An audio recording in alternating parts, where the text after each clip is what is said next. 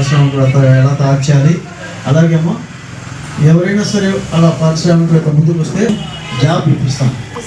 నమోదు చేసిన తర్వాత మన ఆంధ్రప్రదేశ్ ప్రభుత్వం వివిధ కంపెనీలతో టైప్ అయింది.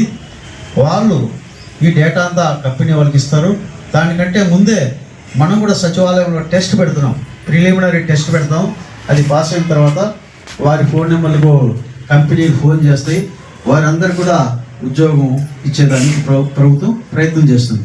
కాబట్టి మన సచివాలయంలో కౌశలం కింద ఎవరైనా నమోదు చేసుకుంటే వాళ్ళందరినీ కూడా మీరు ఓకే చేసి వెంటనే పంపించాలి. ఇది కూడా చేయాలి.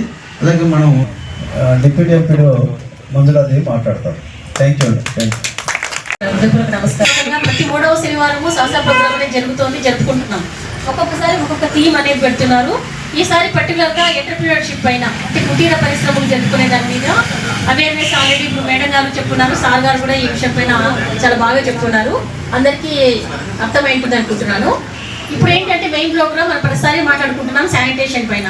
గ్రామంలో దాదాపుగా ఒక 3 ట్రాక్టర్లు, ఒక ఈ ఆటో, తర్వాత రిక్షాలు ఇవన్నీ పెట్టి ఒక 24 మంది శానిటేషన్ సిబ్బందితో రెగ్యులర్గా మనం తీసుకొని చెత్త కలెక్ట్ చేసేదానికైతే ఇంటింటికి పంపడం జరుగుతోంది.